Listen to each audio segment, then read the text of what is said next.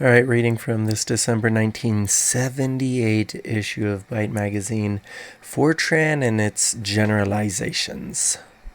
It really is a necessary part of your knowledge, even if you're never going to write Fortran programs. Okay, so that's pretty persuasive. Well, the average small system user will not be able to use Fortran as a programming language for his or her system.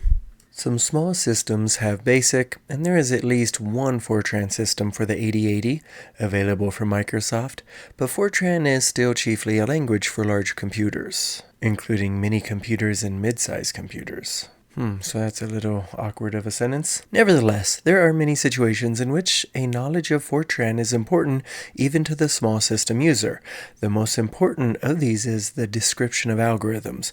It is of no use to describe an algorithm in, say, Intel 8080 assembly language, since this would not make sense to users of Motorola and other microcomputers. So algorithms are very often described either in Fortran or in some other algebraic language. Fortran, though, seems to be the one that is used most often for this purpose, since more people know Fortran than any other algebraic language.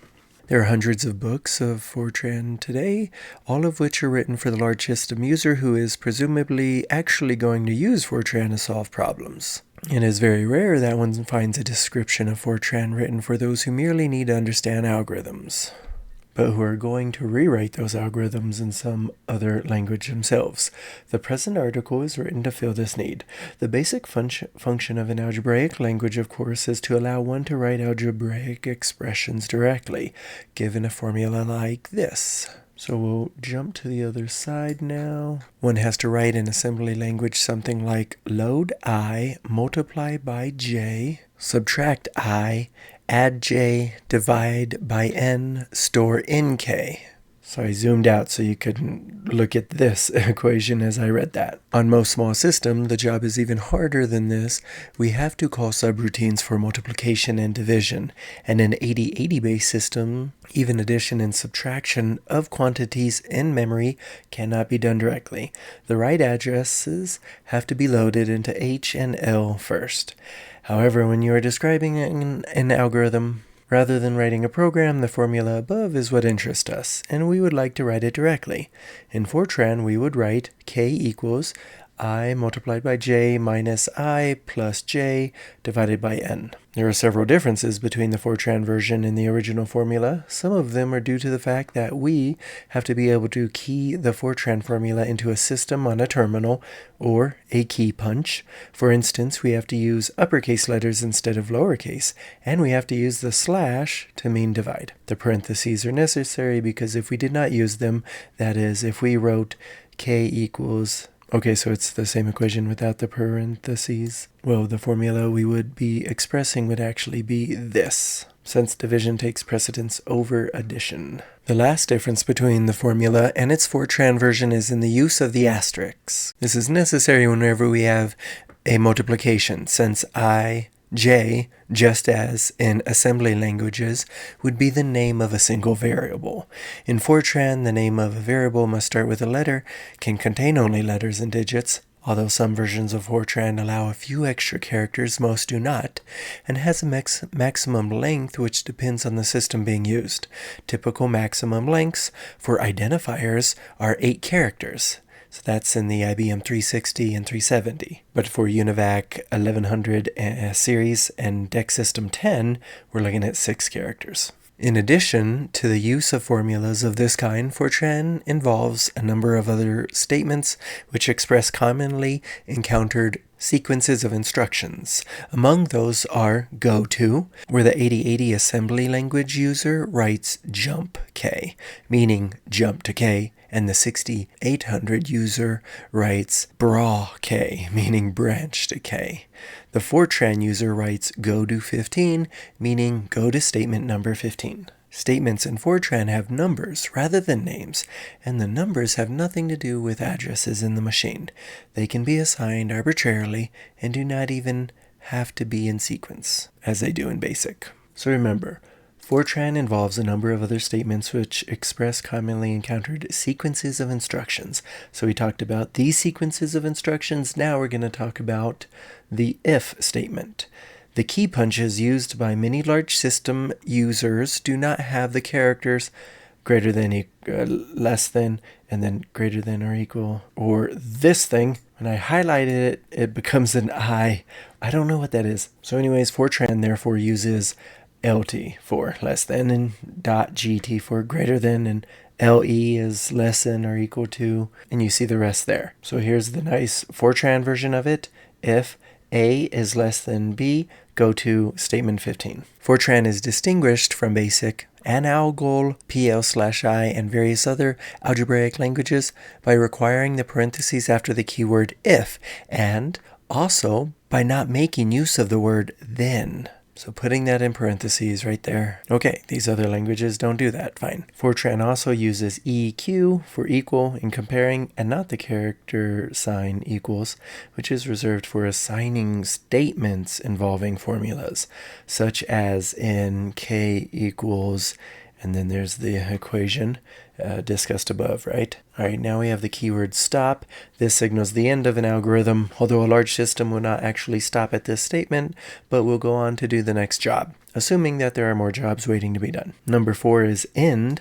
This is simply the last statement in a program and has nothing to do with stopping, which can happen at any time. That is, we can have several stop statements in a program, but only one end statement. Next is read. This statement in Fortran is largely self-explanatory, thus read 5,91 n, a, b reads in 3 quantities and calls them n, a, and b. The 5 in this statement is a Fortran convention, the standard input medium, as opposed to any special tapes or disk files which might be used, is referred to as unit number 5. The 91 is a reference to a format statement, which describes, in this case, in what format N, A, and B are going to be given. This format statement can be ignored by the person who is merely interested in what the algorithm does. Now we have write. This is very much like read, except for one particular convention. When one of the quantities to be written out is a constant string, then this string is found in the associated format statement rather than in the write statement itself. An example should make this clear. Suppose we want to write out the sentence, "Where are 7 errors in the above program?" We have a count in our program called ners, which is in this case equal to 7. We would like to write a statement something like write there are, ners, errors in the above program. And yes, that was a very confusing sentence to me as well, but to prove to you I'm reading sequentially, we have right here that sentence. We have a count in our program called ners, which is in this case equal to 7. So what is going on here? What a strange language this is. So in Fortran, however, we have to write something like write 692 ners, where statement number 92, the format statement, is 92 format, there are 13, and then errors in the above program. The 13 here is the format for ners, a 3-digit integer, while the 6 in the write statement is like the 5 in the preceding read statement. That is, unit number 6 is the standard output medium. Where constant strings are not present, write is very much like read. That is, we can have a statement write 693 NAB, which will write out the quantities. In some versions of Fortran, we find print N3 NAB with the unit number 6 left out. The only thing to remember here is that we are not printing out the number 93, as this is the format statement number just as before. Now we have do. Suppose we want to repeat a group of statements n times. Then just before those statements, we can write do 25 I equals 1, n, where the last statement in the group to be repeated has statement number 25. This will not only cause the statements to be repeated, but will set the index I to a different value each time. 1 the first time, 2 the second, and so on. Now we have call. The Fortran programmer can write call sub just like the 8080 programmer.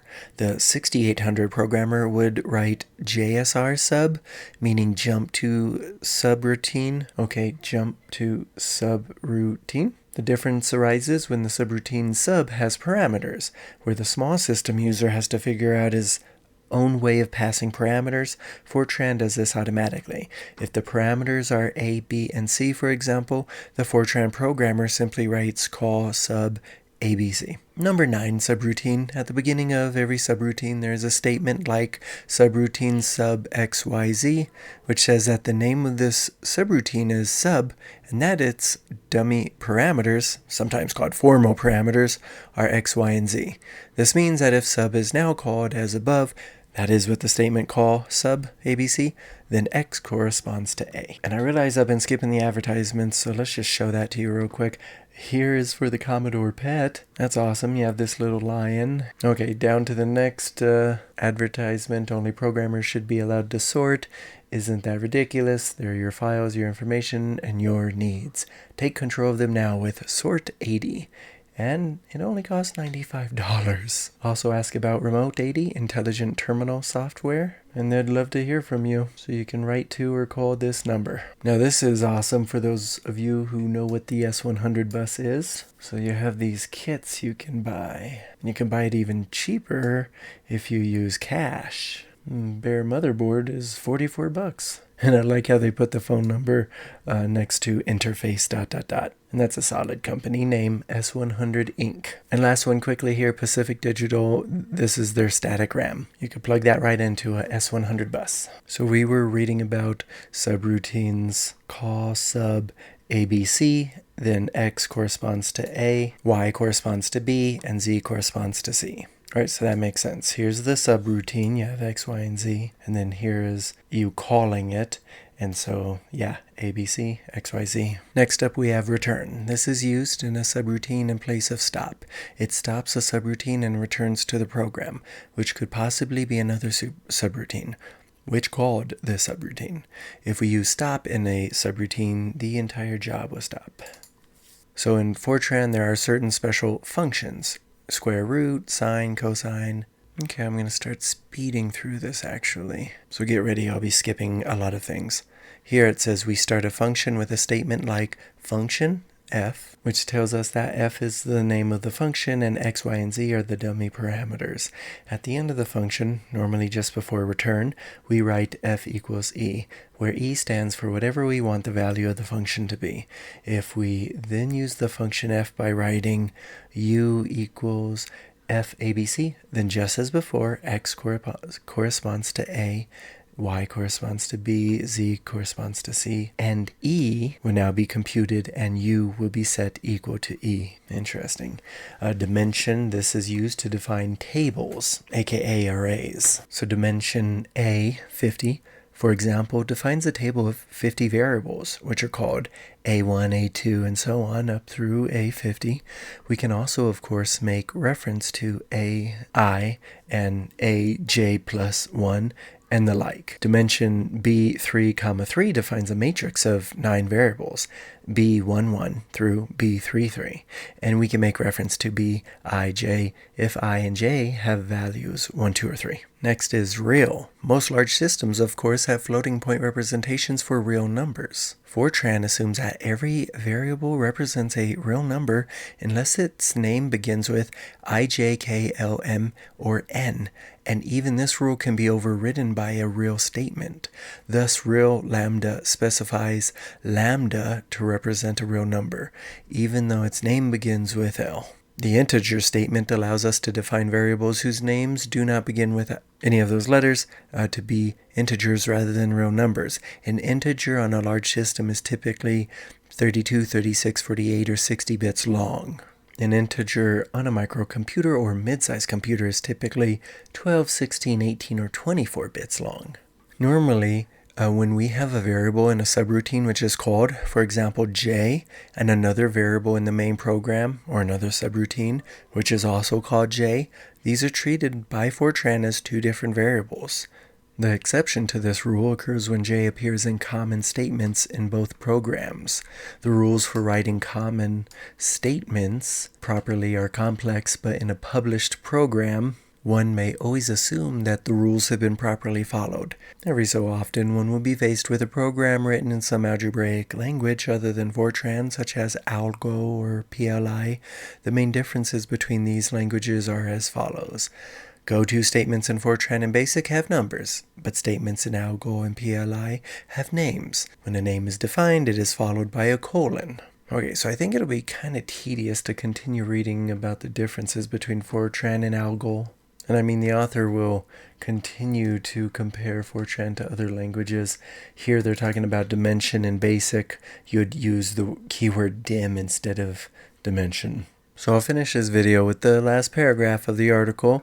He writes, there are hundreds of other differences between the various algebraic languages, but these are the basic ones which are required to be able to read published algorithms in Fortran and the other languages.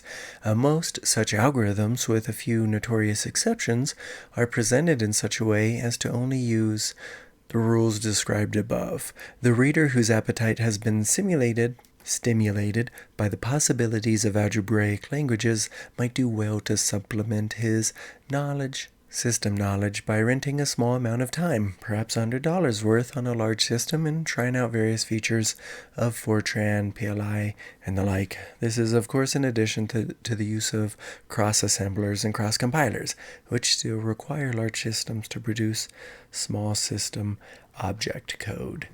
And they didn't put the date at the bottom, but remember, this is from the 1978 issue of Byte.